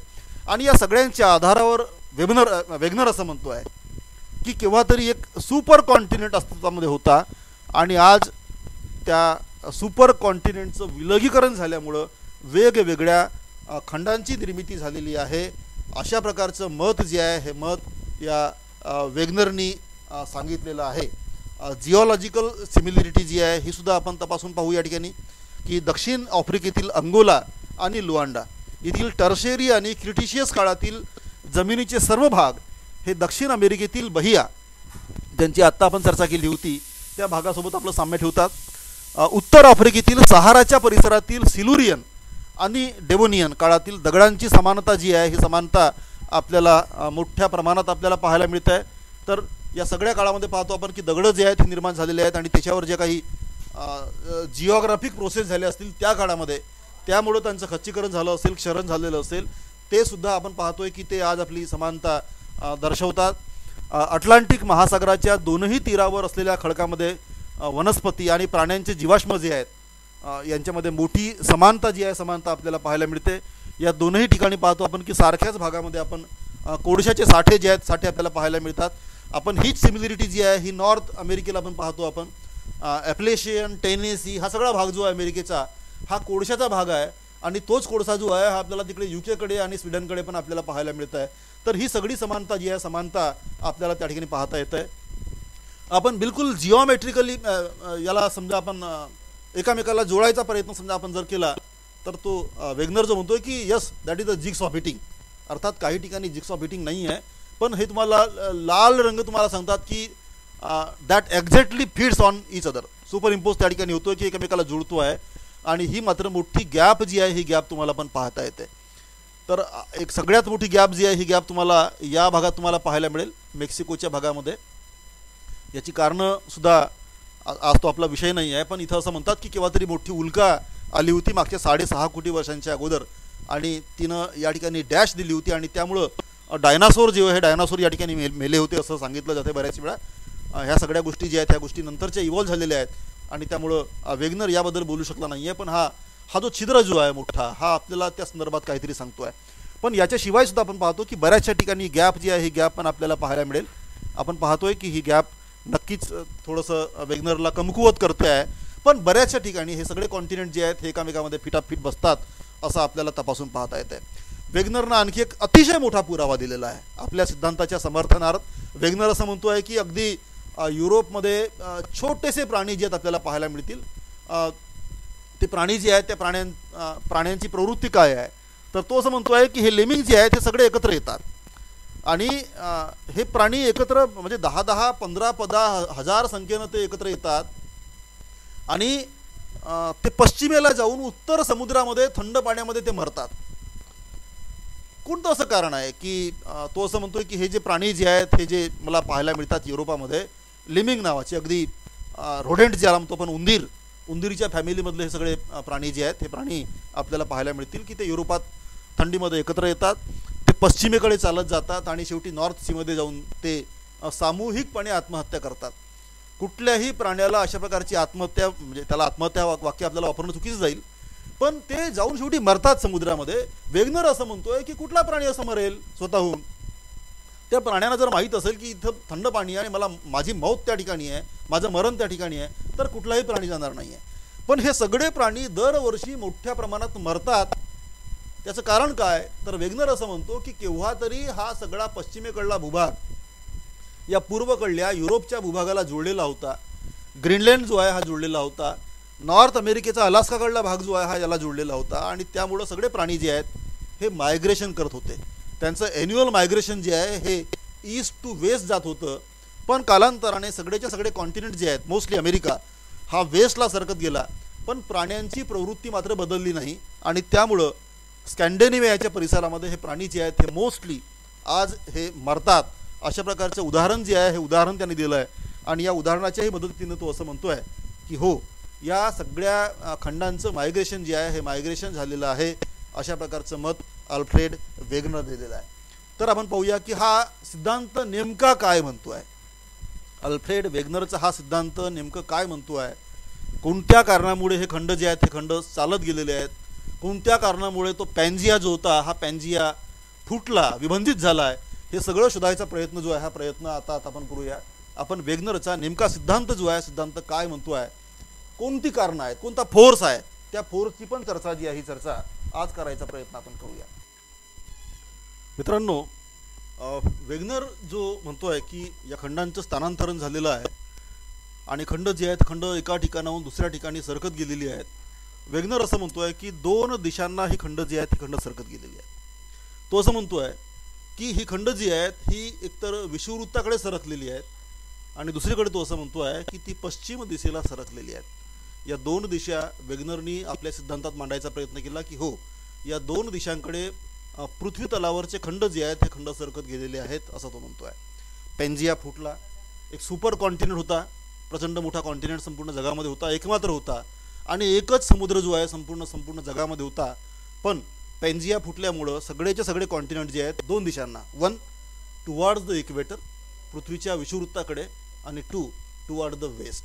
तो असं म्हणतोय की ध्रुवाकडनं इक्वेटरकडे का बरं, तर तो असं म्हणतो आहे की आपण त्या पुढे त्या कारणांचा आपण शोध घेऊया की इक्वेटरकडे का बरं. तर तो असं म्हणतो आहे की ही जी फोर्स आहे ती फोर्स त्या कॉन्टिनेंटला इक्वेटरकडे, म्हणजे इक्वेटर म्हणजे आताचा इक्वेटर नाही आहे, आजचा विषुववृत्त नाही आहे, तर कार्बनिफेरस काळातील जो काही विषुववृत्त होता त्या विषुववृत्ताकडे सगळे कॉन्टिनेंट जे आहेत ते कॉन्टिनेंट ढकलले गेलेले आहेत. अशा प्रकारचं मत वेगनर ठेवलेलं आहे. आणि तो असं म्हणतो आहे की पश्चिम दिशेला हे कॉन्टिनेंट जे आहेत हे कॉन्टिनेंट ढकलले गेलेले आहेत. जुन्या काळातला ध्रुव वेगळा होता, उत्तर ध्रुव आणि दक्षिण ध्रुव आज आपल्याला ज्या ठिकाणी पाहायला मिळतो त्या ठिकाणी त्या काळातला दक्षिण ध्रुव नव्हता. ध्रुव सुद्धा बदललेला आहे, पुढे पण त्याला पाहणार आहोत. आणि ध्रुव जर बदलले असतील तर इक्वेटर चेंज होईल, कारण दोन ध्रुवांच्या मधून जाणारी रेषा म्हणजे इक्वेटर आहे. आणि त्यामुळं त्या काळातलं इक्वेटर जे आहे त्या इक्वेटरकडे सगळे कॉन्टिनेंट जे आहेत ते चालत गेले होते. अशा प्रकारचं मत जे आहे हे वेगनर ठेवलं आहे. तो म्हणतोय की दक्षिण ध्रुव जो आहे त्यावेळेचा कुठे होता, तर आताच्या नाताळजवळ तो होता, असं तो वेगनर जो आहे वेगनर या ठिकाणी म्हणतो आहे. आणि त्यामुळे पाहतो की त्या काळातल्या ध्रुवांकडे हे सगळे कॉन्टिनेंट जे आहेत कॉन्टिनेंट ध्रुवांकडून इक्वेटरकडे चालत गेले आहेत. त्याने एक शब्द वापरला आहे, तो शब्द आपल्याला पाहावा लागेल. तो म्हणतोय की ध्रुवाकडनं तर इक्वेटरकडे, आणि त्यामुळं त्याला एक त्यांनी नाव दिलं आहे द फ्लाइटनिंग ऑफ द पोल, ध्रुवांचे उडणे. म्हणजे ध्रुवाकडून कॉन्टिनेंट जे आहेत हे इक्वेटरकडे चालत आलेले आहेत, विषुववृत्ताकडे चालत आलेले आहेत. या घटनेला वेगनरने नाव दिलं आहे द फ्लाइटनिंग ऑफ द पोल, ध्रुवांवरून खंडांचं उडणे आणि दूर दूर सरकणे. अशा प्रकारचं नाव जे आहे हे नाव त्याला आपल्याला देता येईल. तर ते पण आपण पाहूया. त्यांनी दोन प्रकारचे बल जे आहेत हे बल दिले आहेत, दोन फोर्स, दोन शक्ती जे आहेत हे शक्ती दिलेले आहेत. आणि त्यातला पहिला शक्ती कोणता आहे, तर तो आहे ग्रॅव्हिटेशनल फोर्स. पृथ्वीचं गुरुत्वाकर्षण बल जे आहे त्या गुरुत्वाकर्षण बलामुळं कॉन्टिनेंट जे आहेत हे कॉन्टिनेंट ध्रुवाकडून तर विषुववृत्ताकडे सरकत आलेले आहेत. अशा प्रकारचं मत जे आहे हे मत वेगनरनी आपल्या सिद्धांतामध्ये मांडलेलं आहे. इथे वेगनर असं म्हणतो आहे की सीमा आणि सियाल असे दोन भाग जे आहेत ते पृथ्वीचे आहेत. पृथ्वीचा वरचा भाग जो आहे किंवा पृथ्वीचे वरचे क्रस्ट जे आहेत, पृथ्वीचे कॉन्टिनेंट जे आहेत ते कॉन्टिनेंट सियालपासून बनलेले आहेत. सियाल हा शब्द जो आहे वेगनरने वापरला आहे. आज आपल्या सगळ्यांना माहीत आहे की सियाल म्हणजेच काय, सिलिका आणि ॲल्युमिनियम अत्यंत हलका असलेला वरचा भाग आपल्याला पाहायला मिळतो आहे. आणि खालचा भाग जो आहे हा मात्र सीमाचा बनलेला आहे, सिलिका आणि मॅग्नेशियमचा. वेगनर म्हणतो आहे की पृथ्वीचा वरचा भाग जो आहे हा वरचा भाग खालच्या सीमावर तरंगतो आहे. ज्या पद्धतीनं पाण्यावर एखादी नाव तरंगते आहे किंवा आईसबर्ग जो आहे हिमनग जो आहे हा हिमनग समुद्रावर पाण्यावर तरंगतो आहे. अगदी त्या पद्धतीनं आपण पाहतोय की सियालचा भाग जो आहे हा सियालचा भाग, तर आपण पाहतोय की सियाल जो आहे हा सॉलिड क्रस्ट आहे आणि हा खालच्या द्रव भागावर, सीमा जो आहे हा द्रवापासून बनलेला आहे असं वेगनर म्हणतो आहे. आणि त्यामुळं सगळेचे सगळे कॉन्टिनेंट जे आहेत हे कॉन्टिनेंट किंवा त्यावेळचा सुपर कॉन्टिनेंट जो होता हा सीमावर तरंगत होता. पण काय झालं, तो असं म्हणतोय की पृथ्वीचा आकार जो आहे हा आकार समजा आपण विचारात जर घेतला असेल तर पृथ्वी तलावर कार्बनिफेरस काळामध्ये सूर्य आणि चंद्र यांची गुरुत्वाकर्षण शक्ती जी आहे ही अत्यंत मोठी होती. आणि वेगनर असं म्हणतो आहे की सूर्याच्या आणि चंद्राच्या गुरुत्वाकर्षण शक्तीमुळं ध्रुवाकडून तर विषुववृत्ताकडे कॉन्टिनेंट जे आहेत हे कॉन्टिनेंट ओढले गेले, अशा प्रकारचं मत जे आहे हे मत वेगनरनी मांडलेलं आहे. तो असं म्हणतो आहे की हे सगळे गुरुत्वाकर्षण जे आहे ते गुरुत्वाकर्षण एक त्याला विषुववृत्ताकडे ढकलण्याचा प्रयत्न करतील. पण वेगनर असं म्हणतो आहे की सूर्य आणि चंद्राच्या गुरुत्वाकर्षणाने हे खऱ्या अर्थानं उत्तरेला नाही सरकले. तर तो असं म्हणतो आहे अंडरलाईन करून की चंद्र आणि सूर्याचा गुरुत्वाकर्षण इतका मोठा होता की हे कॉन्टिनेंट पृथ्वीच्या वेगासोबत फिरू शकलेले नाहीत. पृथ्वी ही पश्चिमेकडून तर पूर्वेला फिरते, आपल्या सगळ्यांना माहीत आहे. ती 24 तासामध्ये एक चक्र पूर्ण करत आहे. तिचा घेरा जो आहे हा 40,000 किलोमीटर इतका मोठा आहे, परिघ तिचा आपल्याला म्हणता येईल, सर्कम्फरन्स. याचा अर्थ असा की पृथ्वी एका तासाला 1600 किलोमीटर इतक्या वेगानं फिरत आहे. प्रचंड मोठा पृथ्वीचा वेग होता. आणि वेगनर असं म्हणतो की त्यावेळेस तो आणखी जास्त होता. सूर्य आणि चंद्राचं गुरुत्वाकर्षण आणखी मोठं होतं, आजच्यापेक्षा मोठं होतं. याचा अर्थ की ते आणखी जवळ असले पाहिजेत. आणि त्यामुळं वेगनर असं म्हणतो आहे की हे कॉन्टिनेंट पृथ्वीच्या वेगासोबत आपली गती ठेवू शकलेले नाहीत, ते मागं मागं पडलेत. पृथ्वी पश्चिमेपासून तर पूर्वेला फिरतो आहे आणि म्हणून हे कॉन्टिनेंट जे आहेत हे कॉन्टिनेंट पूर्वेकडून तर पश्चिमेकडे थोडे थोडे सरकत गेलेले आहेत हळूवारपणे. कारण ते पृथ्वीच्या वेगासोबत फिरू शकलेले नाहीत. गुरुत्वाकर्षण नावाचा फोर्स जो आहे हा पहिला फोर्स वेगनरनी आपल्या सिद्धांतामध्ये सांगितलेला आहे. आणि वेगनर असं म्हणतो आहे की गुरुत्वाकर्षणामुळं चंद्राच्या आणि सूर्याच्या, पृथ्वीच्या नाही, चंद्राच्या आणि सूर्याच्या गुरुत्वाकर्षणामुळं हे कॉन्टिनेंट पूर्वेकडून तर पश्चिमेला सरकत गेलेले आहेत. अशा प्रकारचं मत जे आहे हे मत वेगनरनी मांडलेलं आहे.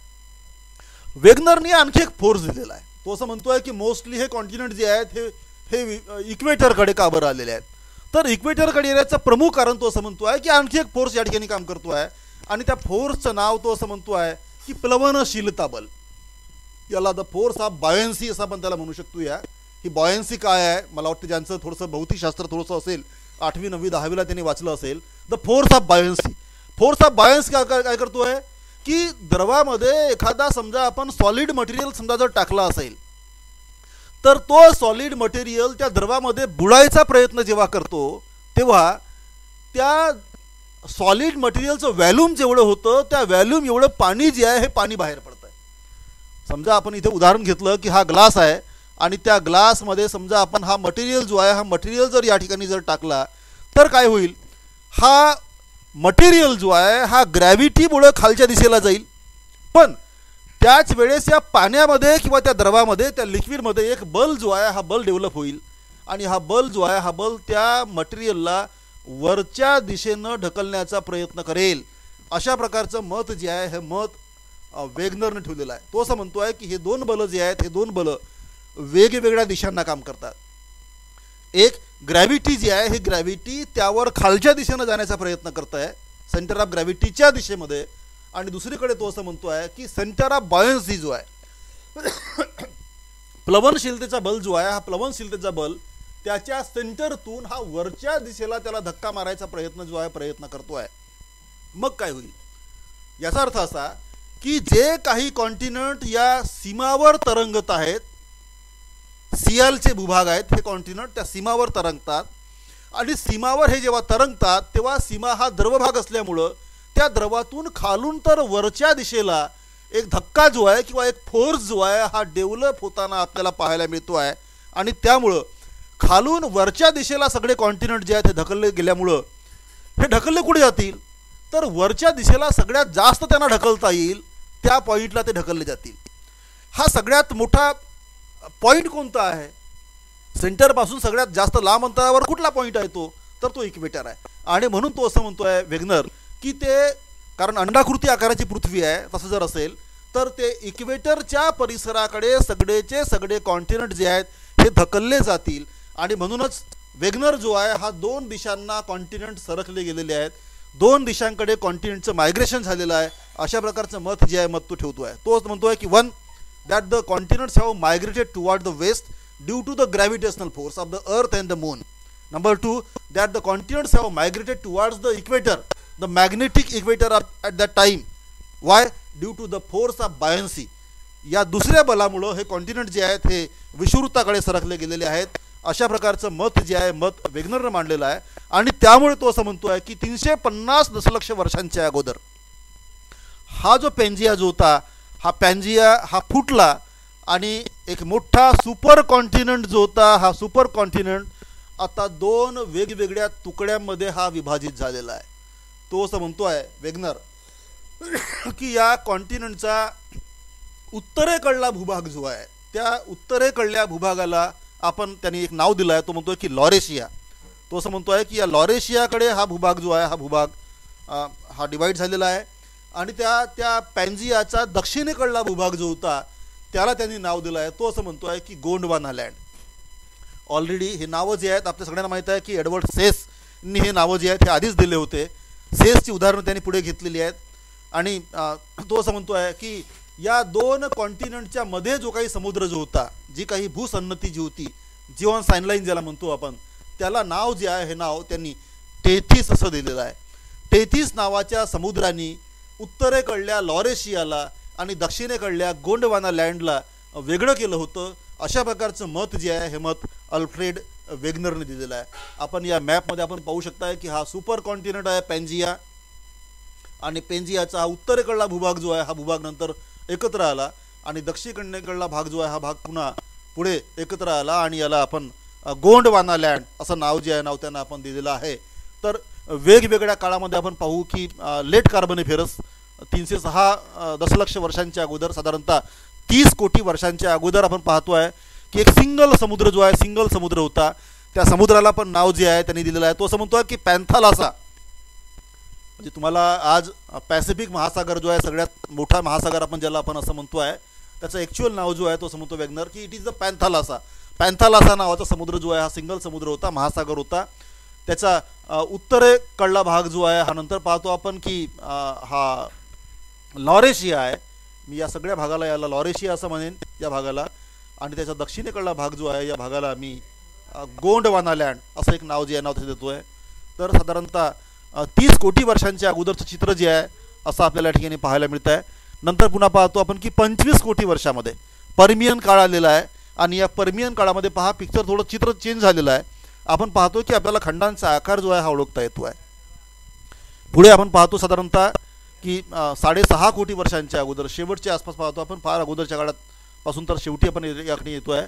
क्रिटिशियस काळ आलेला आहे, आणि या क्रिटिशियस काळामध्ये पाहतो आपण की खंडांना जवळपास आजचं स्थान जे आहे स्थान मिळालेलं आहे. आपल्याला स्पष्टपणे दक्षिण अमेरिका आपल्याला वेगळा ओळखता येतो आहे, आपल्याला उत्तर अमेरिका जो आहे हा आपल्याला वेगळा ओळखता येतो आहे. तर अशा अर्थानं आपण पाहतो आहे की हे सगळे कॉन्टिनेंट जे आहेत ते कॉन्टिनेंट दोन वेगवेगळ्या दिशांकडे जाऊन स्थिरावलेले आहेत. अशा प्रकारचं मत जे आहे हे मत वेगनरनी व्यक्त केलेलं आहे असं आपल्याला म्हणता येईल. तर आपण पाहू शकतोय की साधारणतः खंड जे आहेत हे खंड पश्चिमेला आणि उत्तरेला सरकलेले आहेत, आणि त्यामुळं वेगवेगळ्या समुद्रांची निर्मितीसुद्धा जी आहे हे बनलेली आहे असं आपल्याला पाहायला मिळेल. वेगनर असं म्हणतो आहे की जुरासिक काळामध्ये या महासागरांची निर्मिती जी आहे निर्मिती झालेली आहे. जुरासिक काळामध्ये साधारणतः 200 दशलक्ष वर्षांच्या अगोदरचा काळ जो आहे या काळाला आपण जुरासिक काळ असं म्हणतो आहे. 20 कोटी वर्षापासून तर साधारणतः 13 ते 14 कोटी वर्षापर्यंतचा जो कालावधी जी आहे त्या कालावधीला आपण जुरासिक कालावधी असं आपण म्हणतो आहे. आपण सगळ्यांनी जुरासिक पार्क नावाचा एक चित्रपट पाहिला असेल, फार गाजलेला चित्रपट आहे, ज्यामध्ये डायनॉसॉर्स जे आहेत ते डायनॉसॉर्स दाखवलेले आहेत. या काळामध्ये पाहतो आपण की या महासागरांची निर्मिती जी आहे निर्मिती झालेली आहे. तो असं म्हणतो आहे की गोंडवाना लँड जो आहे त्याचंसुद्धा विभाजन झालेलं आहे, आणि या गोंडवाना लँडपासून भारत जो आहे हा भारत उत्तरेला सरकलेला आहे. मादागास्कर जो आहे हा वेगळा झालेला आहे. अंटार्क्टिका खंड जो आहे हा वेगळा झालेला आहे. ऑस्ट्रेलिया जो आहे हा त्यापासून वेगळा झालेला आहे. आणि त्यामुळे पाहतो की हे सगळे जे आहेत हे सगळे उत्तर अमेरिका पश्चिमेला सरकलेला आहे. आणि उत्तर अमेरिका पश्चिमेला सरकल्यामुळं अटलांटिक महासागराची निर्मिती जी आहे जी झालेली आहे. भारत जो आहे हा उत्तरेला सरकल्यामुळं भारतीय महासागर ज्याला आपण इंडियन ओशन असं आपण म्हणतो आहे त्याची पण निर्मिती जी आहे ही निर्मिती याच काळामध्ये म्हणजेच जुरासिक काळामध्ये झालेली आहे असं आपल्याला म्हणता येईल. आणि वेगनर असं म्हणतो आहे की सिंगल एक मोठा ओके आपण पाहतोय की हे सगळेचे सगळे ओशन जे आहेत हे ओशन मोठ्या अर्थानं निर्माण झालेले आहेत. हा पॅन्थार असा जो होता सगळ्यात मोठा महासागर जो होता हा शेवटी आता हळूहळू काय होईल तर आपण पाहतोय की तो लहान होईल कारण कॉन्टिनेंट जे आहे ते कॉन्टिनेंट सरकलेले आहेत. आणि त्यामुळे पाहतो आपण की आधीचा प्रचंड मोठा असलेला पॅसिफिक नावाचा महासागर जो आहे त्याचा आता कॉन्ट्रॅक्शन झालेला आहे. चारही बाजूनं वेगवेगळे कॉन्टिनेंट जे आहेत ते कॉन्टिनेंट त्या ठिकाणी आलेले आहेत. नवनवीन समुद्रांची निर्मिती झालेली आहे. नॉर्थ अटलांटिक महासागर, साऊथ अटलांटिक महासागर हे सगळे महासागर निर्माण झालेले आहेत. इंडियन ओशन निर्माण झालेलं आहे. आणि त्यामुळे पाहतो की ओरिजिनल आधीचा पॅन्थाला असा जो होता तो मात्र आता लहान झालेला आहे. अशा प्रकारचं मत जे आहे हे मत वेगनरनं सांगितलेलं आहे. आपण पाहतोय की हे सगळे हा आपल्याला म्हणता येईल की हा पॅसिफिक ओशन जो आहे आता सध्याचा हा किती मोठा असेल आधीचा. कारण हा सगळा अमेरिका जो आहे हा अमेरिका या वेस्टला सरकलेला आहे. हा साऊथ अमेरिका इकडे आलेला आहे. आणि त्यामुळे पाहतो आपण की याचं कॉन्ट्रॅक्शन जे आहे कॉन्ट्रॅक्शन झालेलं आहे. अदरवाईज पॅन्थाला असा जो होता हा प्रचंड मोठा होता असं आपल्याला तपासून पाहता येईल. तर वेगनर असं म्हणतो आहे की जुरासिक काळामध्ये सगळं घडलेलं आहे. साधारणतः 20 कोटी वर्षापासून तर 13 ते 14 कोटी वर्षांच्या आसपासचा जो कालावधी जो आहे ज्या कालावधीला आपण जुरासिक कालावधी असं आपण म्हणतो आहे या जुरासिक कालावधीमध्ये या महासागरांची निर्मिती झालेली आहे असं आपण म्हणतो आहे. वेगनर असं पण म्हणतो आहे की हे जेव्हा सरकले ते वेस्टला तेव्हा हे काही सारख्या वेगाने सरकलेले आहेत. हा उत्तर अमेरिका जो आहे हा जास्त वेगानं सरकलेला आहे असं म्हणतोय तो. आणि हा जर जास्त वेगानं सरकला जर असेल आणि त्या तुलनेमध्ये हा दक्षिण अमेरिका जो आहे हा कमी वेगानं जर सरकला असेल तर मग काय होईल. तर वेगनर असं म्हणतो आहे की हा जास्त वेगानं सरकल्यामुळं हा जो महासागर जो निर्माण झाला आहे ज्याला आपण अटलांटिक महासागर असं म्हणतो आहे वेगनरच्या मते या महासागराला इंग्रजीमधील यसचा आकार आलेला आहे. आपण पाहू शकताय की हा महासागर जो आहे हा अटलांटिक महासागर आहे आणि इंग्रजीमधला यस जो आहे हा यस या ठिकाणी बनलेला तुम्हाला पाहायला मिळतो आहे. आपण कधीही समजा नकाशात तुम्हाला प्रश्न एखादा विचारला जाऊ शकतो जी केमध्ये की अटलांटिक महासागराचा आकार कसा आहे तर त्याचं उत्तर आहे की अटलांटिक महासागराचा आकार इंग्रजीतल्या यस सारखा आहे हे त्याचं उत्तर आहे. ओके तर आपण पाहतो आहे की हे कॉन्टिनेंट जे आहे ते कॉन्टिनेंट या काळामध्ये म्हणजे कोणत्या काळामध्ये जुरासिक काळामध्ये हे वेस्टला सरकलेले आहेत. आणि त्यामुळं अटलांटिक महासागर बनला आहे आणि ते कमी जास्त वेगानं सरकल्यामुळं त्याचा आकार जो आहे हा इंग्रजीतील यसचा बनलेला आहे असं आपण तपासून पाहतो आहे. कॉन्टिनेंट जे आहेत हे कॉन्टिनेंट मुळातच सरकल्यामुळे आपण पाहतो आहे की पोल जे आहेत त्या पोलचं पण शिफ्टिंग झालेलं आपल्याला पाहायला मिळतो आहे. आणि वेगनर असं म्हणतो आहे की त्यामुळं उत्तर ध्रुव आणि दक्षिण ध्रुव जे आहेत हे दोनही ध्रुव त्यांच्या मूळ स्थानावरून सरकलेली आहेत अशा प्रकारचं मत जे आहे हे मत समोर आलेलं आहे. वेगनरने फक्त स्थान चेंज झालेलं म्हणून त्यांनी सांगितलेलं आहे. पण नंतरच्या काळामध्ये पाहतो आपण की आज त्यांचं दगडामध्ये जे काही पॅलेओ मॅग्नेटिझम साठवलेलं आहे जसं आपण बँकेत पैसे ठेवतो एकदा टाकले की त्याला डिपॉझिट जर केले असेल तर ते आपण त्याला पैसे काढू शकतो आहे. पण दगडांतील मॅग्नेटिझम जे आहे हे मॅग्नेटिझम काढलं जाऊ शकत नाही. दगड त्याच ठिकाणी थांबतो आहे तो पक्का होतो आहे आणि त्यामुळं त्या काळातला असलेला ध्रुव जो आहे हा ध्रुव त्या ठिकाणी बंदिस्त होऊन जातो आहे. त्या दगडामध्ये लोखंडाचे स्फटिक जर असतील तर त्या जुन्या काळातल्या दगडामध्ये लोखंडाचे स्फटिक तो दगड ज्या काळामध्ये बनलेला असेल त्या काळातील उत्तर आणि दक्षिण दिशा दाखवत आहेत. समजा आपण चुंबक जर घेऊन गेलो आणि त्या ठिकाणी जर तपासून जर पाहिलो असेल तर तो त्यावेळेसला जुन्या काळातला पॅलेओ मॅग्नेटिझम आपल्याला तपासून पाहता येतो आहे. आणि हा सांगतो आहे की आपण पाहू शकताय की 1900च्या आसपास हा उत्तर ध्रुव जो आहे हा कुठे होता. आपण पाहतोय की 1920ला हा कुठे आलेला आहे आणि मोठ्या अर्थानं हा उत्तर ध्रुव जो आहे हा आता इथे सरकलेला तुम्हाला तपासून पाहता येतो आहे. तर वेगनर असं म्हणतो आहे की कॉन्टिनेंट मुळात सरकल्यामुळं उत्तर ध्रुव आणि दक्षिण ध्रुव जो कार्बनिफेरस काळामध्ये दक्षिण ध्रुव जो आहे आज तो नातालमध्ये होता तो कुठे आहे तर तो आज आपण पाहतो की तो अंटार्क्टिकामध्ये आहे. तर यांच्यामध्ये पण चेंजेस जे आहेत हे चेंजेस झालेले आहेत आणि त्यामुळे पाहतो आपण की मॅग्नेटिक डिफ्लेक्शन जो आहे हा पण आपण तपासून पाहतोय. हा याचं कारण आज आपला विषय नाही आहे पण तो असं म्हणतोय की पोल जे आहेत, both the pole, north pole आणि साऊथ पोल, हे दोनही चेंज झालेले आहेत. अशा प्रकारचं मत जे आहे हे मत वेगनर ठेवलेलं आहे. तो असं म्हणतोय की हे खंड जे आहेत हे खंड पश्चिमेला आणि उत्तरेला सरकल्यामुळं जगातील पर्वतांची निर्मिती झालेली आहे. वेगनर म्हणतो आहे की दोन कारणामुळे किंवा दोन बलांमुळे हे सगळे कॉन्टिनेंट जे आहेत हे सरकलेले आहेत. त्याने सांगितलेलं आहे की गुरुत्वाकर्षणाच्या बलामुळं हे कॉन्टिनेंट जे आहेत हे पश्चिमेला सरकलेले आहेत आणि द फोर्स ऑफ बायन्सी किंवा प्लवनशीलता बल जो आहे त्या बलामुळे सगळे कॉन्टिनेंट जे आहेत हे इक्वेटरकडे सरकलेले आहेत. उत्तर अमेरिका आणि दक्षिण अमेरिका हे दोनही पश्चिमेला सरकल्यामुळं वेगनर जो आहे, वेगनर म्हणतो आहे की नंतर पुन्हा खालच्या सीमाला ते आदळलीत आणि त्यामुळं रॉकी नावाचं पर्वत जे आहे हे उत्तर अमेरिकेच्या पश्चिम सीमेवर निर्माण झालं आणि दक्षिण अमेरिकेच्या पश्चिम सीमेवर अँडीज नावाचं पर्वत जे आहे पर्वत निर्माण झालेलं आहे. अशा प्रकारचं मत जे आहे हे मत वेगनर ठेवलेलं आहे.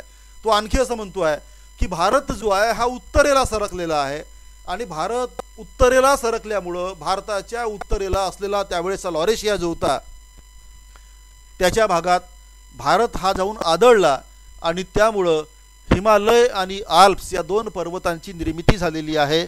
अशा प्रकारचं मत जे आहे हे मत वेगनरनं ठेवलेलं आहे. मित्रांनो, वेगनरवर सगळ्यात मोठी टीका जी आहे ही टीका या संदर्भामध्ये होते आहे. म्हणजे दोन कारणं आहेत. वेगनरनं जे काही फोर्स सांगितलेले आहेत की या बलामुळे हे सगळं झालेलं आहे, हे दोनही बलांवर मोठ्या प्रमाणात टीका आज केली जात आहे. नंबर 2, वेगनर आपल्याच ठिकाणी दोन वेगवेगळी मतं ठेवतो आहे. तो सुरुवातीला असं बोलला होता की सियाल जो आहे हा सीमाच्या भागावर अगदी फ्रीली तरंगतो आहे. ज्या पद्धतीनं बर्फाचा एखादा मोठा हिमनग जो आहे हा पाण्यावर तरंगतो आहे त्या पद्धतीनं सियाल हा सीमावर तरंगतो आहे. कॉन्टिनेंट हे खालच्या सबस्ट्रॅटमवर हे तरंगत आहेत. अशा प्रकारचं मत वेगनरनं मांडलेलं होतं. दुसरीकडे तो आत्ता काय म्हणतो आहे, पर्वतांची निर्मिती कशी झाली हे सांगताना तो असं म्हणतो आहे की या सीमाचा भाग जो आहे सियालच्या वरच्या भागाला जाऊन आदळला, त्यांच्यामध्ये रगड निर्माण झाली आणि त्यामुळं कॉन्टिनेंट जे आहेत त्या कॉन्टिनेंटच्या सीमांवर हे पर्वत निर्माण झालेले आहेत. अशा प्रकारचं मत जे आहे हे मत वेगनर टाकलेलं आहे आणि त्यामुळं वेगनर स्वतःच्या सिद्धांतामध्ये दोन वेगवेगळी मतं मांडतो आहे. अशा प्रकारची प्रचंड मोठी टीका वेगनरला अनेक वर्षांपर्यंत सहन करावी लागलेली आहे. तर बेटांच्या रांगांचं पण उत्तर जे आहे हे उत्तर आपण पाहतोय की वेगनरच्या या सिद्धांतामध्ये आहे. तो म्हणतो आहे की हे सगळे पर्वत जे आहेत ते कॉन्टिनेंट जे आहेत ते पश्चिमेला जेव्हा सरकले तेव्हा त्यांचा सरकायचा वेग जो आहे हा कमी जास्त होता आणि त्यामुळं आइसलंड ऑफ द आर्क्स, एल्युशियन बेटांची एक रांग जी आहे तुम्हाला पाहायला मिळेल पॅसिफिक महासागराच्या पूर्व भागात आपण पाहतो आहे. ही एक लांब अशी एक रांग जी आहे ही रांग आपण तपासून पाहतो आहे किंवा आणखी बऱ्याचशा रांगा ज्या रांगा आपण पाहतोय की ह्या आपल्याला पाहायला मिळतील. या रांगा का बरं आहेत, तर वेगनर असं म्हणतो आहे की वेगवेगळे कॉन्टिनेंट जे आहेत हे वेगवेगळ्या वेगानं सरकल्यामुळं अशा प्रकारचे आर्क्स जे आहेत हे समुद्रामध्ये निर्माण झालेले आहेत, ते चापं जे आहेत निर्माण झालेले आहेत. अशा प्रकारचं मत वेगनरनं टाकलेलं आहे. त्यांनी हिमाच्छादन जो आहे त्याचं उत्तर जे आहे हे उत्तर दिलेलं आहे. तो असं म्हणतो आहे की या सिद्धांताच्या मदतीनं जुन्या काळातली कार्बनिफेरस काळातील हिमाच्छादन जे होतं त्या हिमाच्छादनाची उत्तरंसुद्धा आपल्याला देता येतील.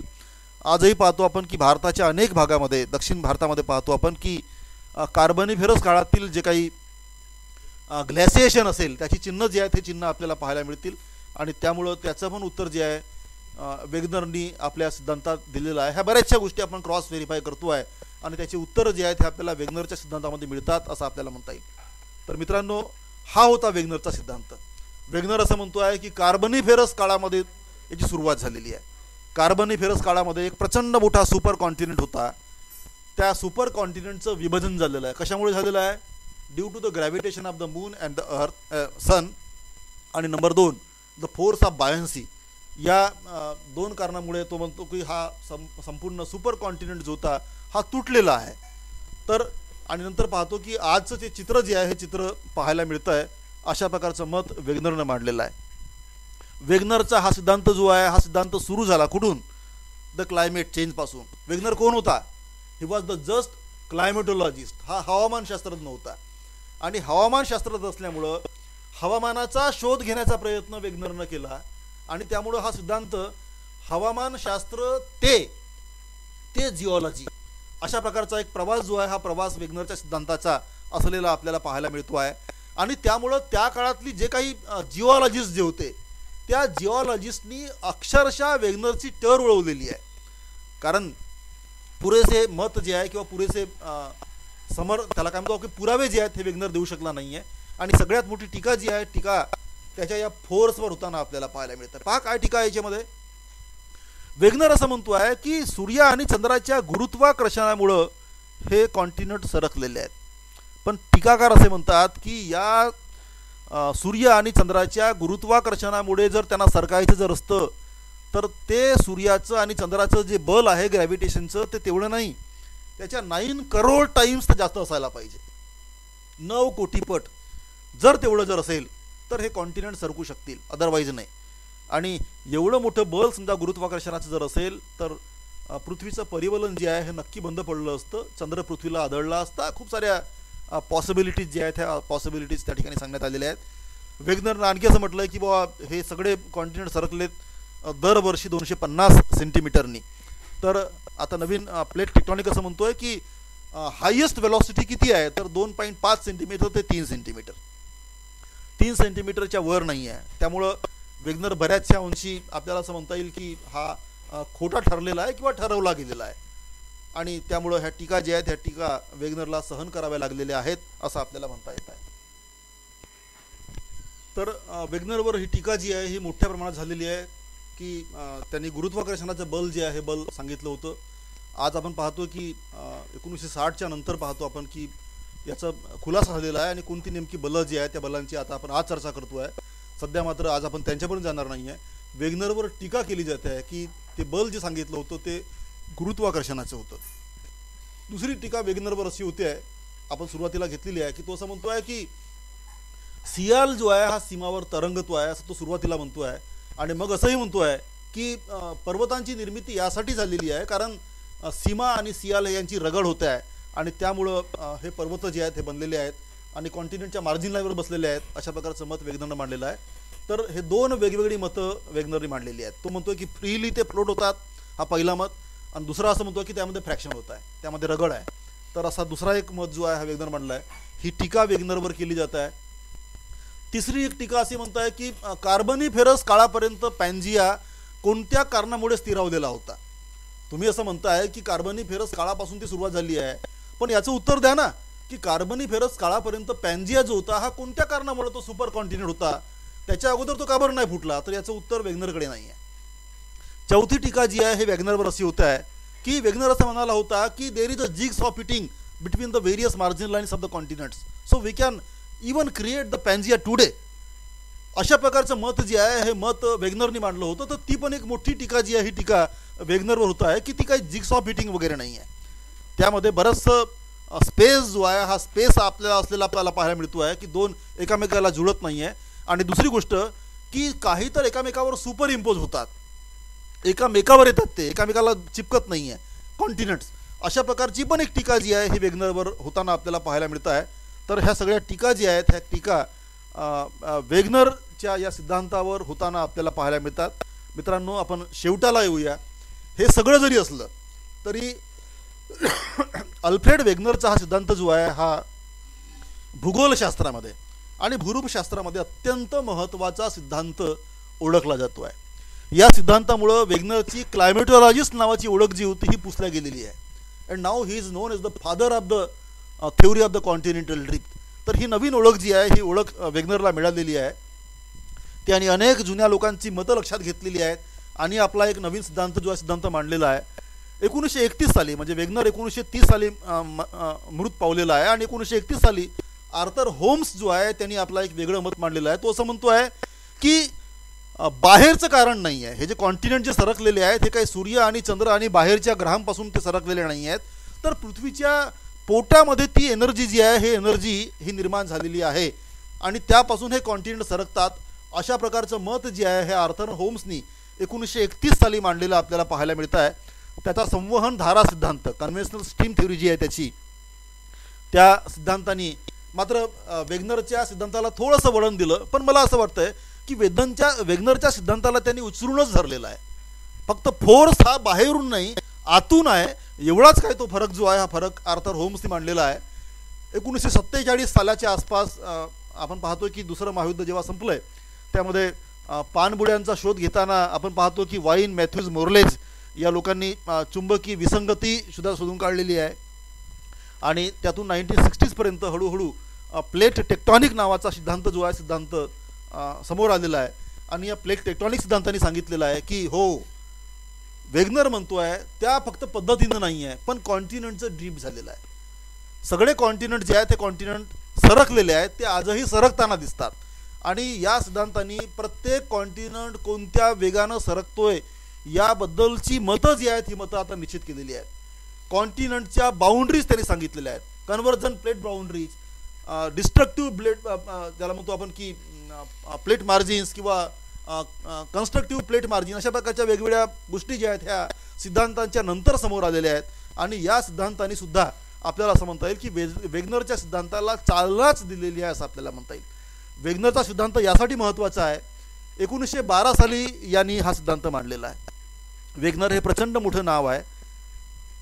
आपण पाहतोय की 1912 नंतर या सिद्धांताच्या समर्थनार्थ मुद्दे आणि पुरावे जोडण्यासाठी हा माणूस जो आहे कितीतरी वेळा ग्रीनलँडला गेलेला आपल्याला पाहायला मिळतो आहे.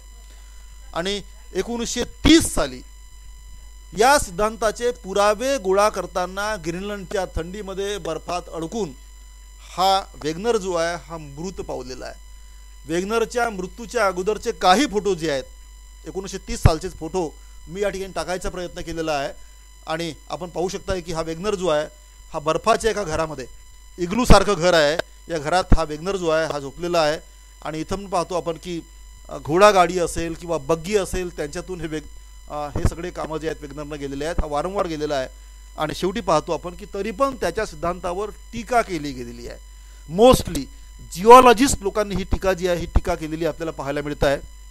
पण आपण पाहतो आहे की कॉन्टिनेंटल ड्रीप थ्योरीच्या नंतर हा सिद्धांत जो आहे प्लेट टेक्टॉनिक थ्योरीच्या नंतर हा सिद्धांत जो आहे जगाच्या पुढे आलेला आपल्याला पाहायला मिळतो आहे.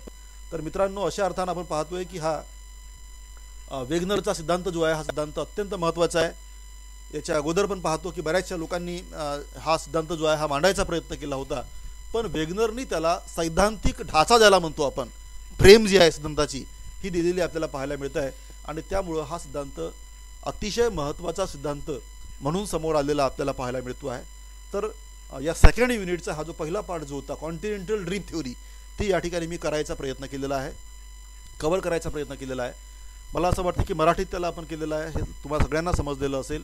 पण तुमच्या क्वेरीज जर काही असतील जे नाही समजलं तर आपण पुन्हा एक गुगल मीटवर आपण क्लास घेऊया. आपण सगळ्यांनी चॅटबॉक्समध्ये तुमची मतं जी आहेत हे मतं या ठिकाणी द्यावीत, अशा प्रकारची सूचना तुम्हाला मी करतो आहे. पुन्हा शेवटी आपण पाहतोय की स्थिती अत्यंत वाईट आहे. गणपती बाप्पाचा सध्या सीजन आहे, आपण कुठेही बाहेर पडू नका, घरीच राहा आणि घरीच अभ्यास करा, अशा प्रकारची सूचना तुम्हाला मी शेवटी करतो आहे. Thank you and good evening.